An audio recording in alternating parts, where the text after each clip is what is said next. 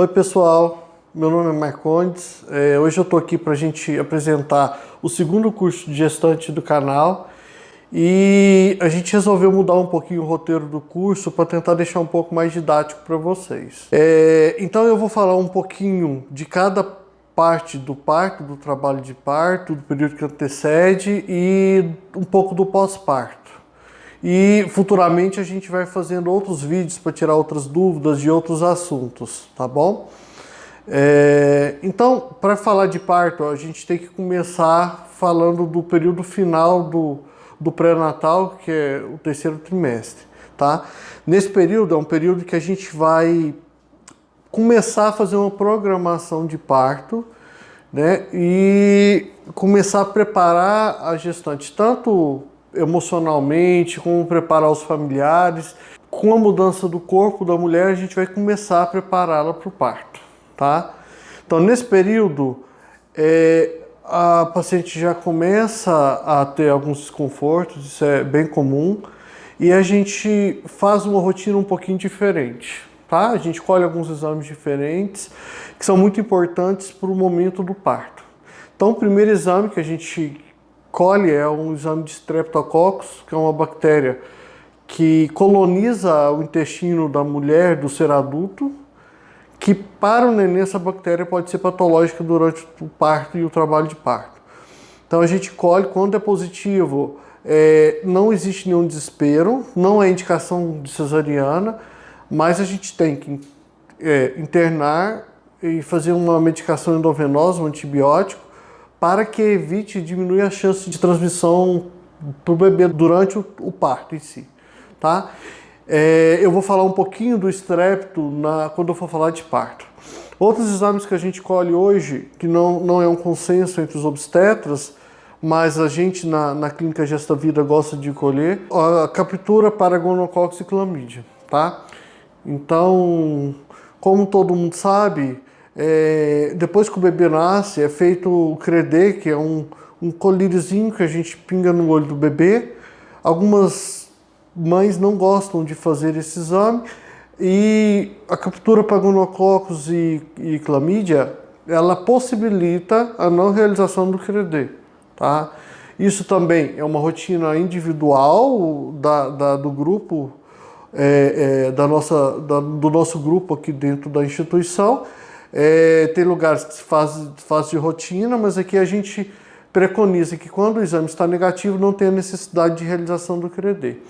Além disso, a gente faz algumas provas de coagulação, a gente faz os exames habituais do pré-natal, os exames infecciosos para poder liberar a amamentação, então faz HIV, VDRL, as hepatites, faz tox e rubéola quando não tem imunidade, ver como é que está as provas hepáticas, como é que está a anemia da paciente e algumas outras coisas.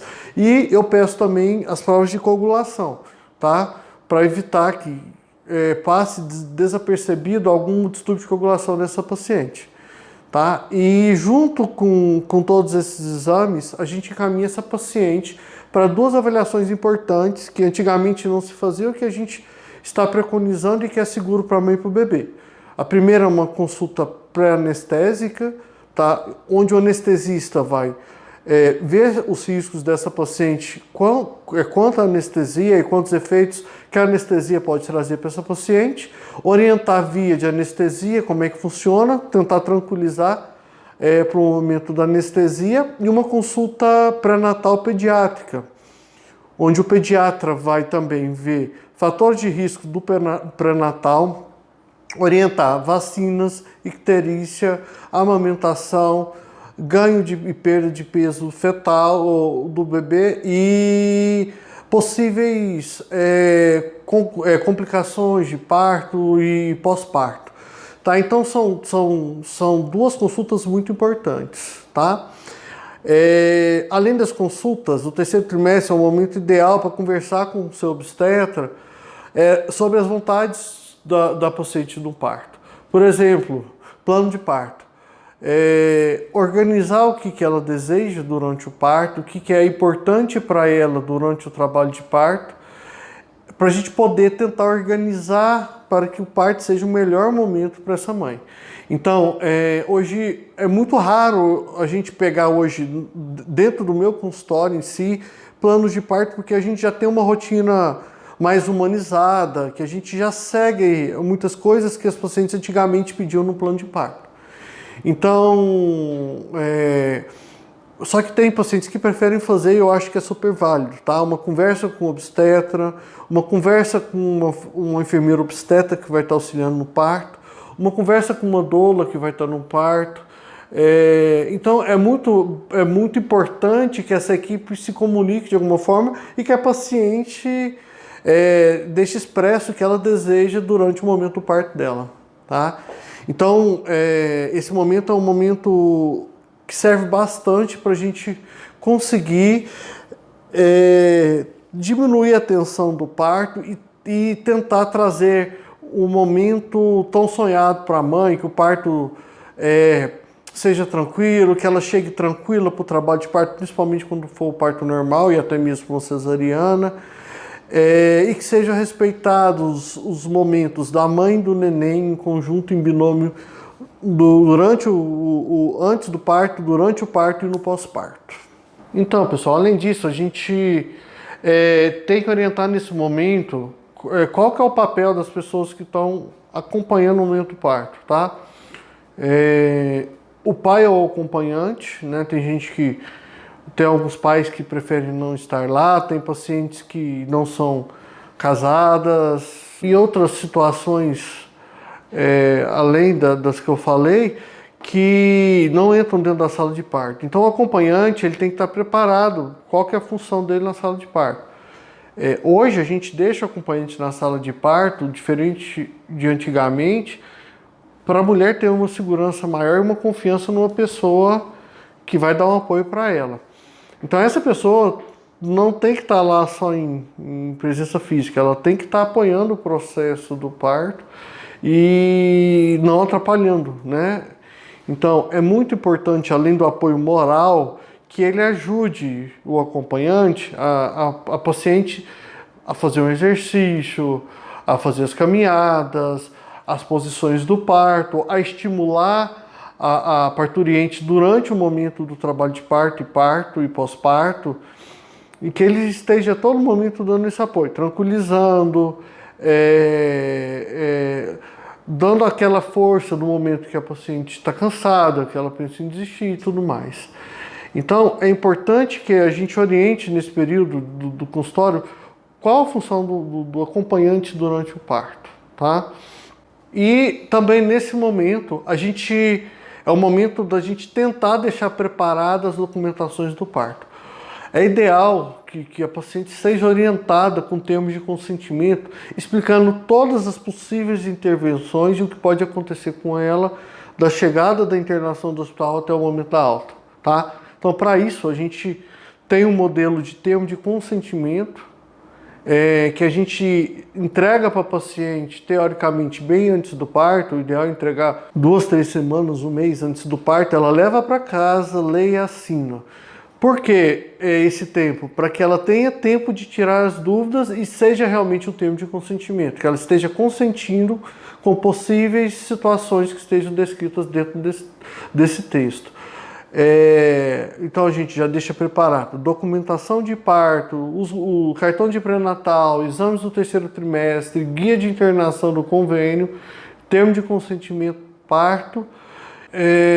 Quando você tem enfermeiro obstetra, já os contatos, a quem ligar, quem eu ligo primeiro, como eu vou agir primeiro, a orientação, quem dá é o médico, a enfermeira, vai ligar direto para o médico, vem para o pronto-socorro e tudo mais, tá?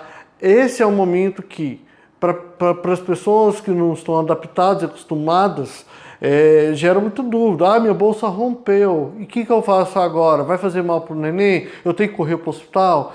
Então isso já tem que ser mais ou menos tudo orientado previamente a paciente e o acompanhante, né? Esse curso justamente serve para isso, para a gente tentar dar uma tranquilidade e tentar mostrar para vocês o que é normal e o que foge do normal nessa rotina de parto, de pré-parto, parto e pós-parto.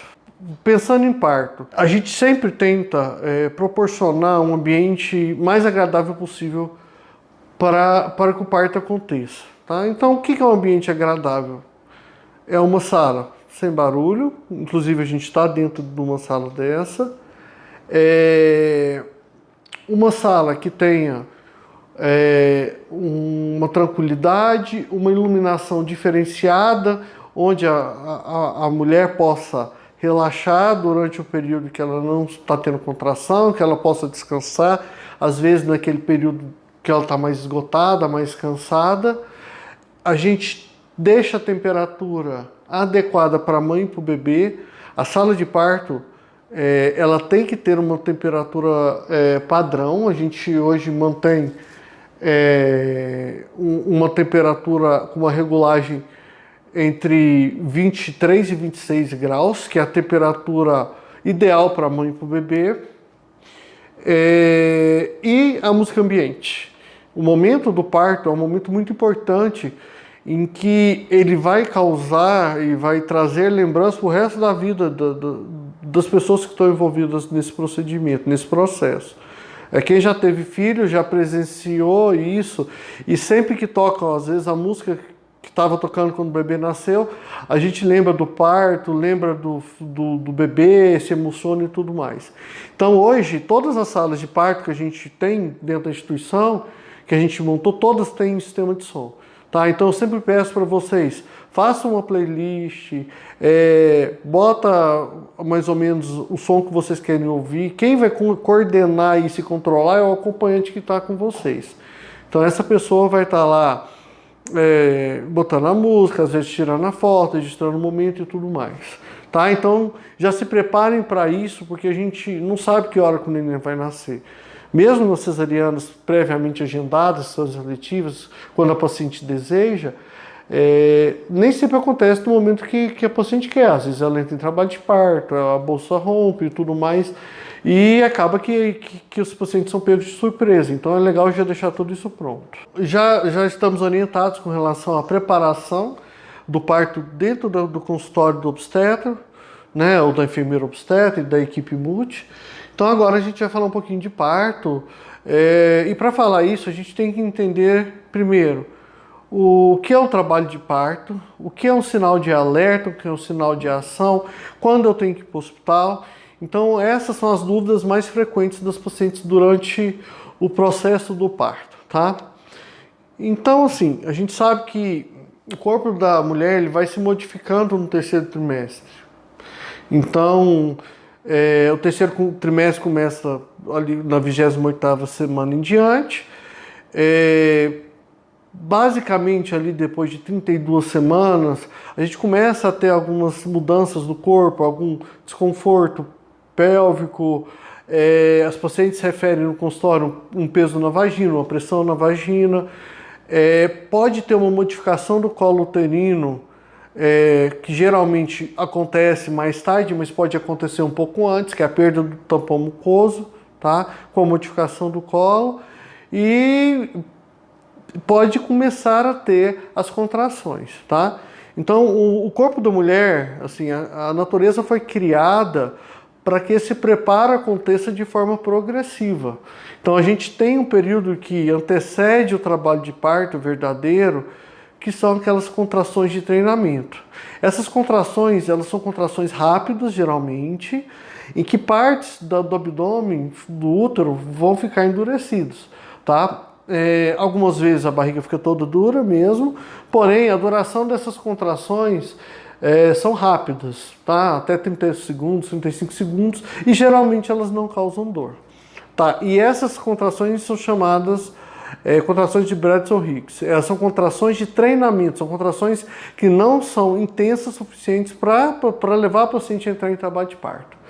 Elas são comuns, a gente tem que avaliar cada caso com relação à frequência. Tem pacientes que têm mais, tem pacientes que têm menos, e tem pacientes que só vão apresentar essas contrações mais no final, ali depois de 37, 38 semanas, ou só no trabalho de parto, que começa com contrações assim e o trabalho de parto evolui. E a diferença dessas contrações, geralmente, São os intervalos e a duração e a dor, tá? Muitas vezes, na maioria dos casos, a contração verdadeira do trabalho de parto, ela vem com uma dor lombar associada ao endurecimento dessa barriga, tá?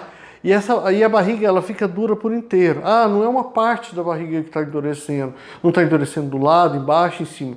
A barriga vem uma contração coordenada, fica dura por um tempo, depois ela relaxa, associada a uma dor lombar. É claro que tem pacientes que chegam já no hospital com 8, 9, até ganhando neném, que não apresentam esses sinais e sintomas, que não tem essas contrações, que as dolorosas, que já vão ter dor só no período expulsivo. Mas é muito raro, é menos de 5% das pacientes. Geralmente a paciente que vai passar pelo processo todo de trabalho de parto, ela começa assim com contrações, tem uma mudança no corpo, geralmente a paciente percebe, às vezes dá vontade de evacuar, às vezes dá uma dor de barriga, às vezes tem um discreto sangramento vaginal por modificação do colo, a perda do tampão mucoso, que é um catarrinho que a gente fala, né, que é como se fosse um catarro de nariz mesmo, é aquele muco da ovulação, que a mulher que conhece o corpo, que sabe controlar o ciclo menstrual, ela conhece. Então, o tampão mucoso é isso. É um preparo para o parto, é um apagamento ou uma dilatação do colo. Eu me perdi um pouco no... Tampão mucoso, dilatação do colo. Antes disso, estava falando das contrações verdadeiras e falsas. Tá. Pode continuar? Então a gente entrou em trabalho de parto. O que eu geralmente aconselho para os pacientes? Quando tiverem contrações por mais de 2 horas, que estejam pelo menos de 5 em 5 minutos, ou perda de líquido amniótico. Então, isso a gente recomenda que ou entre em contato com a enfermeira obstetra para ele examinar, ou vá para o hospital, ou liga para o obstetra para ele estar orientando, tá? Quais são os sinais de alerta? Em que casos que eu tenho que ir para o hospital mais cedo, tá? A gente falou um pouquinho de Streptococcus, que é aquela bactéria que está presente, geralmente é flora normal do intestino do indivíduo adulto. Quando a gente faz no pré-natal essa cultura de Streptococcus e essa bactéria está presente na região perianal e vaginal, pode ocorrer a contaminação do bebê durante o trabalho de parto. Se a paciente tem a cultura de Streptococcus positiva e a bolsa romper, é importante que a gente oriente que ela tem que ir para o hospital começar a medicação venosa, que é um antibiótico que é feito com uma dose imediatamente quando ela interna e outras doses de 4 em 4 horas até o clampeamento do cordão umbilical.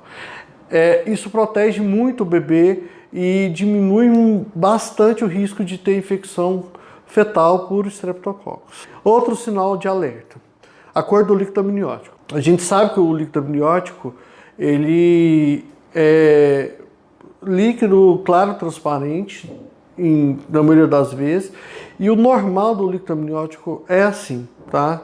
Então, quando a gente tem uma alteração na coloração do líquido amniótico, um líquido esverdeado, que a gente fala que é o mecônio, que é o bebê que faz cocô, que elimina mecônio intraútero, pode ser, nem sempre mas pode ser um sinal de sofrimento fetal. Então, a bolsa rompeu, o líquido meconial, o líquido grosso, verde grosso, imediatamente para o hospital, tá? Ou um sangramento vaginal muito intenso, tá? Aquele sangramento que escorre nas pernas, um sangramento intenso. E geralmente o caso mais grave, mais preocupante, são sangramentos que vêm com dor abdominal intensa e o útero que não relaxa, um útero duro, uma hipertonia uterina, que pode ser um sinal de descolamento prematuro de placenta. Uma forma de avaliar a boa vitalidade é a movimentação fetal, tá? A gente não consegue enxergar dentro do útero, então a mãe já está acostumada com o bebê que mexe em tais horários, em tais períodos, e se o bebê está mexendo bem, esse bebê está com boa vitalidade, tá?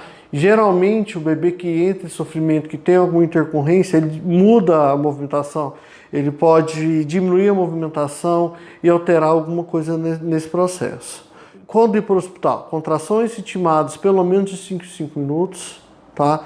Que está durando pelo menos 2 horas assim. bolsa rompeu com estresse positivo, alteração no líquido amniótico, sangramento, hospital, tá bom? Eu vou falar basicamente da rotina que a gente faz hoje dentro do Hospital Santa Helena, um protocolo que a gente implementou aqui dentro, para vocês entenderem basicamente como é que é a recepção, encaminhamento da paciente dentro da instituição e como que é o segmento do parto. Então hoje a gente tem dentro da instituição 2 salas PP que eu vou mostrar para vocês daqui a pouco, que são salas no andar da maternidade, onde os pacientes pós-parto ficam, que é um andar exclusivo para obstetrícia, e essas salas são salas preparadas para o nascimento. O que quer dizer isso?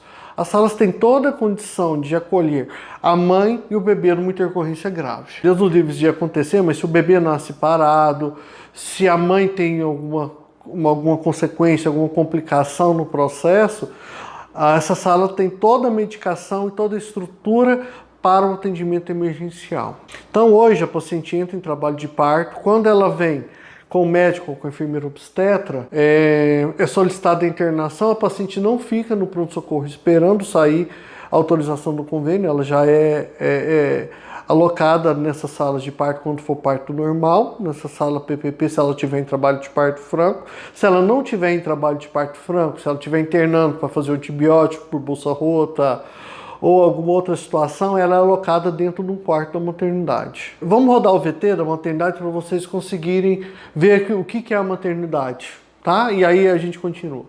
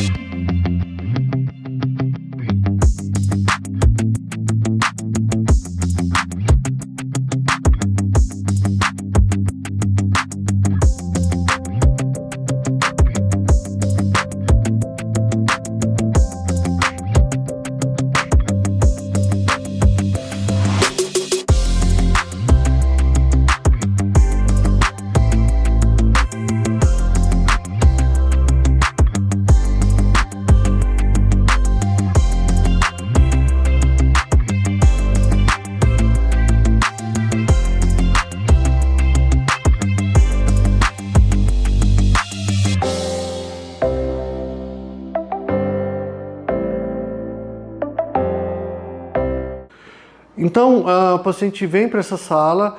Quando a paciente não tem um médico assistente ou uma enfermeira junto, ela dá entrada pelo plantão, ela vai ser recebida e acolhida por uma equipe de enfermagem, técnico de enfermagem que fica no plantão exclusivas para o atendimento de gestante, e o médico plantonista vai acompanhar, se for um trabalho de parto franco, a paciente do momento da internação até o parto. Tá? Então hoje a equipe fica conduzindo a todo momento esse período. O que acontece depois disso? Então a paciente vai para essa sala, dependendo da situação da paciente, a gente vai fazer procedimentos ou não. O que são os procedimentos? Acesso venoso. Toda paciente que deseja ter uma analgesia de parto normal ou uma cesariana, a gente tem que impulsionar no acesso venoso, onde a gente pode correr medicações e soluções para aumentar a pressão, hidratação e tudo mais. Então, paciente que vai ter isso, que a cultura de estrépito é positiva, que vai querer anestesia ou que vai ser cesariana, acesso venoso, tá? Monitorização fetal. Toda paciente que chega na instituição é feito um exame de cardiotocografia, que é um exame de vitalidade fetal. É feito no momento da internação, independente de onde a paciente chega. Se ela chegar pelo plantão e for ser acompanhada pelo médico plantonista, é feito imediatamente no pronto-socorro. E se tiver com o médico assistente, é feito junto com o médico assistente no quarto onde ela vai ser alocada. Tá? Então a paciente chega, a gente vai receber a paciente, a gente faz um levantamento de fatores de risco da mãe do neném, comunica a equipe. Se tiver indicação de UTI neonatal, a gente já comunica a UTI neonatal, o quadro do bebê, a gravidade, se tem ou não. A gente já avisa a equipe de anestesistas que está internando no trabalho de parto e todo mundo fica sabendo o que está acontecendo. Dentro da maternidade, a gente tem enfermeiras obstetras, que são enfermeiras preparadas para parto. E durante o processo de parto, independente se a paciente der entrada pelo plantão ou não, elas vão ficar dando suporte ao médico e à paciente no período de trabalho de parto, realizando monitorização, ajudando o médico no procedimento e tudo mais. Uma vez internada, dentro da instituição existem protocolos assistenciais, que são protocolos que são desenvolvidos para evitar intercorrências com essa mãe e com esse neném. Então, a gente faz esse exame de cardiotocografia a cada 2 horas, que é um protocolo interno da instituição. Nesse intervalo, a gente fica fazendo auscultas intermitentes. O que é a ausculta intermitente? Ouvindo o coraçãozinho do bebê a cada 5 minutos, ou 10 minutos, ou 30 minutos, dependendo do período do trabalho de parto que a paciente está. E a gente oferece os instrumentos de parto, banqueta, bola e tudo que vai ajudar a melhor andamento do parto, a adiantar a dor do parto ou adiantar o tempo de demora do parto, do trabalho de parto em si. Tá? Então, agora eu vou falar um pouquinho para vocês de parto. Tá? Dentro do consultório a gente ouve muita coisa. Sempre perguntam para o obstetra qual que é a melhor via de parto. E eu sempre respondo para todo mundo a mesma coisa.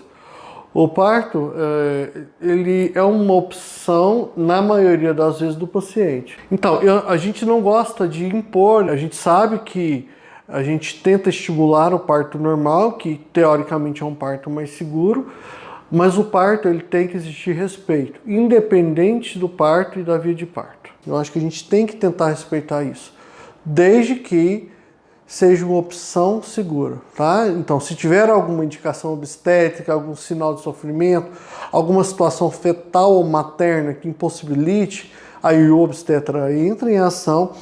E é importante que a paciente tenha uma relação de confiança com o obstetra para que ela aceite essa decisão. Esse diálogo antes, essa conversa antes, ela é muito importante. Então eu acho que a primeira coisa que define um sucesso no parto e no pré-natal chama-se confiança. Tá? Se você não confia no seu obstetra, na tua equipe de parto, você tem que trocar. Tá? E isso eu falo para todos os pacientes. A relação tem que ser uma relação de confiança mútua e vocês têm que ter um acordo de médico-paciente como se fosse uma certa amizade, uma certa confiança e saber com que tudo que aquele profissional está te oferecendo é o que vai ser sério e seguro para você e para o seu bebê. Então, me perguntar, quais os tipos de parto que a gente tem hoje? Normal e cesariana. Existe parto normal humanizado? Existe parto natural? Gente, parto, na minha opinião, é parto. A humanização do parto, a forma que você vai exercer o parto, a forma que você vai ajudar a paciente a ter o parto dela, ela não determina um tipo de parto. A gente tem que humanizar todo o parto. O parto cesariano tem que ser humanizado, o parto normal tem que ser humanizado. Existem sim atitudes que você vai favorecer a relação mãe-bebê durante o parto e o pós-parto. Existe atitude de respeito com essa mãe, com esse bebê, no momento dela e no respeito ao momento dessa família. Tá? Isso não é via de parto. Tipo de parto é normal e cesariana. Tá? Humanização, naturalidade de parto, isso é uma consequência e é uma coisa que tem que ser oferecida em qualquer via de parto. A gente sabe que tem estudos comprovando que tem algumas modificações do ambiente e do procedimento do parto que são muito benéficas para a questão hormonal e a questão de vínculo afetivo da mãe e do bebê. Tá? Então a gente tem já estratégias implementadas dentro da instituição que são seguidas tanto pela equipe da obstetrícia quanto da equipe da pediatria. Hoje a gente tem um modelo implementado de linha materno-infantil, em que a gestão da linha é uma gestão só e que todo mundo segue uma mesma linguagem de parto. Então, o pediatra já tem uma rotina de o que fazer com esse bebê, como conduzir esse bebê, o obstetra já tem uma rotina de como conduzir esse bebê e todo mundo hoje já se caminha junto. Então a gente não tem estresse dos momentos do bebê, estresse do que fazer durante e após o nascimento, a gente já sabe como conduzir isso, tá? Então a primeira coisa, a gente sabe que o bebê está num ambiente totalmente fechado e escuro, tá? Então, o primeiro movimento que a gente tem que fazer é uma luz baixa. Então a gente tenta apagar a luz, a gente deixa numa cesariana a luz acesa, só do foco cirúrgico, para a gente poder enxergar também. O bebê nasce, a gente apaga a luz do foco, muda a luz do foco e deixa o bebê se adaptar àquela claridade. Essa sala, como eu falei anteriormente, ela tem que estar com uma temperatura controlada, que a gente preconiza entre 23 e 26 graus. Porque o bebê está dentro de uma bolsa de líquido amniótico em uma temperatura ideal. Então, hoje a gente deixa a sala nessa temperatura preconizada, a gente envolve o bebê num campo aquecido estéril imediatamente após o nascimento, seca a cabecinha e bota uma touca para a gente aquecer a cabecinha, porque a cabeça é o lugar que o bebê mais perde calor. Então, a gente preocupou com a luz, a gente preocupou com a temperatura do bebê, e agora a gente vai preocupar em continuar a transmissão de trocas entre o feto e a mãe. O que é? Deixar o cordão ligado à mãe por um tempo. Antigamente se preconizava no parto normal deixar o cordão parar de pulsar, mas os trabalhos comprovam que isso aumenta a chance desse bebê fazer uma icterícia pós-parto. Então hoje a gente preconiza um certo tempo, tá? Que geralmente são de 3 minutos. Me perguntam muito, e se o bebê é prematuro? A gente fez um parto há pouco tempo de um bebê de 700 gramas, que nasceu de parto normal, que nasceu bem, a gente envolveu, o pediatra assistiu e o cordão ficou parando de pulsar por 1 minuto. Então, bebê nasceu bem, não tem nenhuma justificativa que impeça esse cordão ficar pulsando e continuar transmitindo esse sangue da mãe para o bebê. Então, a gente espera o tempo certo, a gente vai clampear. Nesse momento, a gente pode pedir, num parto normal, para o pai ou acompanhante, ou a mãe ou a segunda mãe, num casal homoafetivo, fazer o clampeamento e o corte do cordão umbilical. Numa cesariana, não tem como a gente fazer isso, porque o campo que está ali em volta é estéreo, a não ser que o acompanhante esteja com uma roupa estéreo e possa entrar no campo para fazer o corte. Porém, o acompanhante quer tirar foto, quer estar do lado da mãe, então a gente não consegue favorecer muito essa questão, né, de planejar isso para o acompanhante. Então a gente faz esse clampeamento e a ideia é que esse bebê saia das mãos do obstetra diretamente para os braços da mãe. A gente desenvolveu uma técnica hoje que o bebê que nasce bem, que não tem intercorrência, que não precisa ganhar calor, que não tem prematuridade e outras situações, ele vai para o colo da mãe no parto normal, fica em contato com a mãe, depois de um tempo o pediatra examina, faz as medidas e faz as medicações, ok? Então, essa série de medidas, tá, esse contato pele a pele, a amamentação na primeira hora de vida, que é extremamente importante, elas vão trazer um vínculo diferente e uma humanização e uma forma em que esse parto se torne um momento melhor para os dois, tá? Esse vínculo é fortalecido, essa relação é melhorada durante esse período. Então, gente, eu vou falar um pouquinho agora de anatomia da pelve feminina, do que pode atrapalhar um parto normal, do que pode ser uma indicação de cesariana, o que não é indicação de cesariana. Então, como vocês estão vendo na figura, a gente tem a pelve feminina, tá?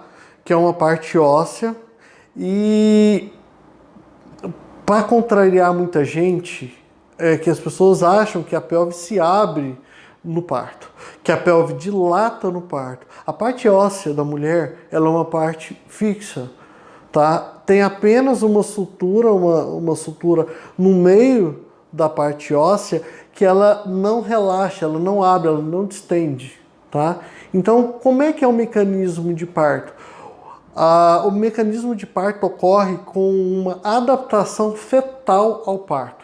Tá, então não é a bacia da mãe que abre, sim o bebê se adapta e ele vai tentando girar, adaptar e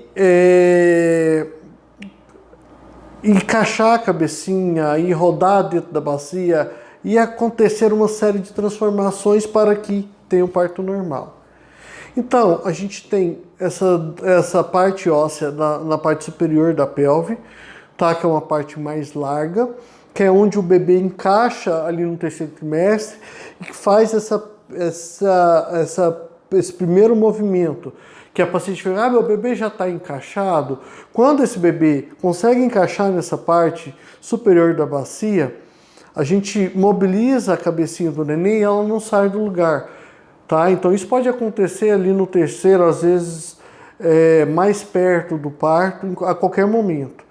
E existe a parte baixa, que é a parte que fica lá embaixo, o cóccix.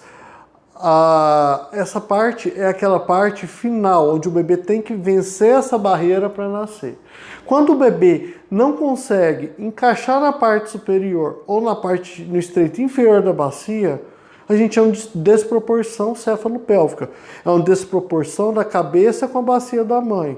O bebê tentou fazer o mecanismo de adaptação, ele tentou forçar a pelve, mas não tem realmente uma passagem na pelve e ele não vai nascer de parto normal. E não adianta fazer nada. Quando acontece verdadeiramente isso, o parto normal não vai acontecer. E aí as pacientes perguntam muito, não tem passagem, eu não consegui meu parto porque não tem passagem. Muitas vezes é verdade, realmente não tem passagem. Mas o índice de parto cesariano indicado por desproporção é muito maior do que a gente sabe que existe, tá? Na minha opinião profissional, pelo que eu faço e meu dia a dia na obstetrícia, 90% pelo menos dos pacientes conseguem ter parto normal. Tá? Então a desproporção não é mais que 10%. Então a gente tem que ter um cuidado com isso, realmente existe, mas nem sempre é desproporção. Tá? Então aqui a gente tem um boneco, né? E ele vai ilustrar muito bem como é que é essa adaptação. Então a gente tem aqui a cabecinha do bebê. Geralmente o bebê ele encaixa com a cabeça fletida, tá? Ele vai fletir a cabeça porque essa angulação aqui ela é mais fácil de vencer a parte óssea da mãe. Então a gente tem aqui duas fontanelas anterior e posterior que são as partes que não são fundidas na cabecinha do neném justamente para o mecanismo de adaptação do parto. Tá? Então essas fontanelas são soltas, os ossinhos da cabeça do bebê são soltos aqui e eles conseguem fazer um acavalgamento, um osso em cima do outro e se adaptar essa parte à bacia da mãe. Então tem bebês que tem mais dificuldade de acontecer isso, que essa parte fica alongada. A gente fala que parece um conezinho aqui, ó, tá? Que chama de bossa. Quando o bebê, então, como eu falei antes, não consegue superar essa barreira, a gente fala que é desproporção. Então, ele se adaptou, os ossinhos acavalgaram-se e ele não conseguiu descer. Então, isso é uma desproporção verdadeira, tá? Então, a posição melhor do parto é, para o bebê nascer, para não ter intercorrência, geralmente, fletir a cabecinha e essa fontanela posterior aqui, ela aparece no exame físico. O obstetra consegue tocar e palpar essa fontanela. Então, o que mais pode acontecer para que o parto não seja normal? O que pode favorecer ou não o parto normal? O colo do útero é uma musculatura. Como vocês estão vendo aí no slide, que em princípio ele está grosso e é até bom que ele seja grosso. Tem patologias de colo do útero, que são as incompetências isquímico-cervicais e algumas outras situações que até fazem ter um parto prematuro. Então ele é formado por musculatura, que no momento do trabalho de parto, essa parte fúndica, essa parte de cima que vocês estão vendo, ela contrai com as fibras empurrando para baixo, e a parte do colo ela contrai para cima. Então o útero faz um movimento assim, ó, empurrando o bebê, empurrando de cima para baixo e baixo para cima. E o colo tende a ceder, a abrir e modificar, afinar. Tem pacientes que o colo não se modifica com facilidade. O colo continua rígido, embora tenha contrações. Às vezes isso impossibilita um parto normal, tá? Principalmente em pacientes que não têm aquele colo tão preparado, que são as induções por pressão alta, por algum motivo fetal, por alguma situação adversa, que esse colo não vai responder tão bem. Então acontece uma parada de progressão do parto. A bacia da paciente pode ser ótima, mas o colo não relaxar e não abrir, tá? E aí também não tem como ter o parto normal, tá? E também podem acontecer situações em posicionamento fetal, tá? Eu mostrei para vocês que a cabeça fletida é a melhor posição para o bebê conseguir vencer a barreira da parte pélvica, da parte óssea. Imagina se esse bebê encaixa assim. Olha o quanto a gente aumenta o diâmetro. Então são as deflexões. Então nas deflexões, quando o bebê encaixa errado, vai aumentar o diâmetro e às vezes o parto não acontece, tá? Então, o que a gente precisa para um parto normal? Uma bacia que consiga passar o bebê, que mais de 90% das pacientes têm. Um colo que vai relaxar, também mais de 90%. E uma posição legal do bebê, também mais de 90%, tá? É claro que às vezes algumas outras situações que não dependem da parte mecânica, tá? Que são sofrimentos fetais, que são as insuficiências placentárias, outras alterações, tá? Mas falando de alteração de bebê, de materno-fetais, de parte óssea, de parte anatômica, mais ou menos, a gente conseguir essas três situações, a gente deve conseguir um parto normal. Parto pélvico, dá para ser normal? Eu vou mostrar para vocês no boneco por que a gente prefere não fazer. Agora, existem partos pélvicos normais. Existem obstetras que fazem parto pélvico normal, tá? Isso gera uma certa divergência de opiniões, tá? A gente não está aqui para julgar opinião de colegas, a gente está aqui para orientar. O que eu falo no curso é o que eu faço no dia a dia, então é o que a gente preconiza dentro da clínica Gesto da Vida e dentro do consultório do Dr. Marcondes, é o que a gente vai fazer e o que a gente acha mais seguro para vocês. Então, a gente não está julgando colega, a gente não está querendo preconizar ou aconselhar ou desaconselhar nada com relação ao que os outros colegas pensam. A gente tem uma rotina e um protocolo a se seguir dentro da instituição. Então, pessoal, agora eu vou tentar quebrar alguns paradigmas de indicação de cesariana e tentando falar, na minha opinião, que é uma indicação verdadeira e uma falsa indicação de cesariana, tá? Então, para mim, a principal indicação de cesariana é desejo materno. Como eu falei para vocês, a gente tem que respeitar a via de parto escolhida pela mãe. Tá? Quando eu falo que a gente tem que respeitar a via de parto, eu estou falando que a gente tem que tentar respeitar quando ela quer parto normal também. E não dificultar e fazer coisas para dificultar o parto normal da paciente, tá? Então a indicação do desejo materno, para mim, ela é muito válida e muito importante, tá?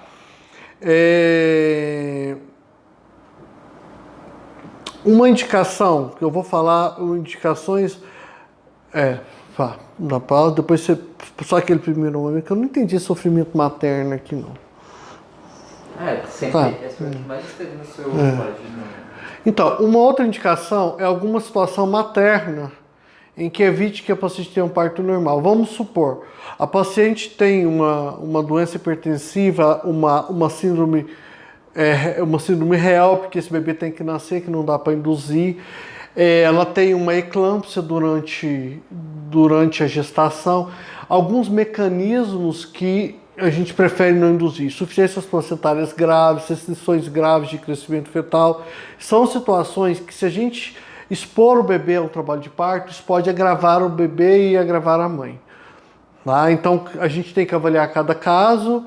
É possível a gente citar todos os exemplos aqui, mas avaliando cada caso a gente vai ter uma decisão. O que eu falei é aquela questão da confiança. Se você confia no teu obstetra e ele está te sugerindo uma indicação cabível, você vai confiar nele e vai para a via de parto que ele está te propondo, tá?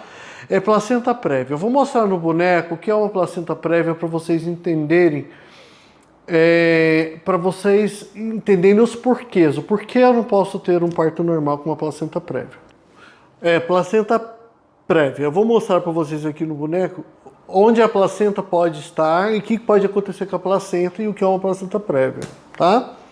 Então aqui a gente tem um boneco simulador de parto, tá?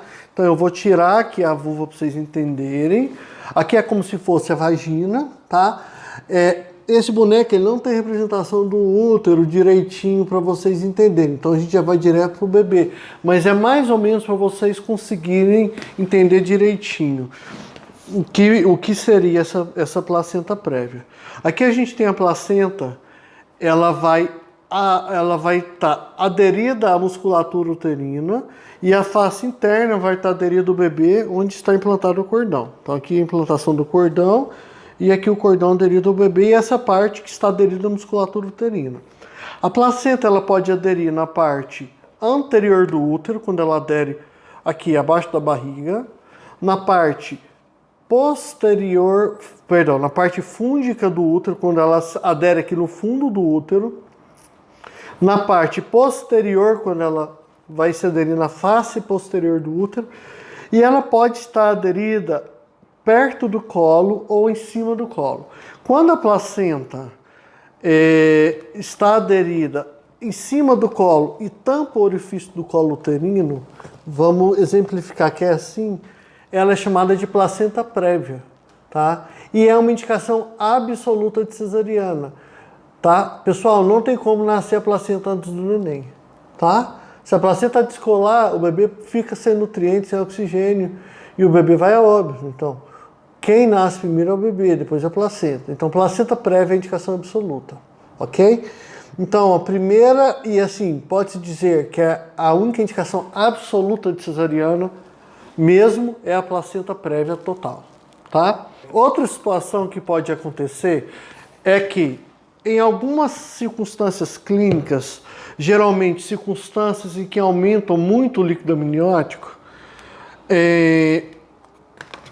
pode acontecer o seguinte: a bolsa pode romper e em vez do bebê se encaixar, o bebê estava muito alto, o cordão passa na frente da cabecinha do neném, tá? Dentro do cordão, aqui a gente tem os vasos que levam oxigênio e nutrientes para o bebê. Então, se eu comprimir esses vasos, eu posso levar esse bebê a entrar em sofrimento e até óbito. Isso chama-se prolapso de cordão umbilical. Quando isso acontece, a gente tem que tentar descomprimir a cabecinha, a gente faz um toque, empurra a cabecinha do neném e desloca a cabecinha do neném para que o fluxo no cordão continue acontecendo e geralmente vai para o centro cirúrgico e faz uma cesárea de urgência, ok? Às vezes a gente consegue tirar o cordão da frente do bebê, já está nascendo e pode nascer de parto normal, mas na maioria das vezes que isso não acontece, a gente tem que fazer uma cesárea de urgência. Distócia é qualquer situação que faça com que o parto normal não ocorra.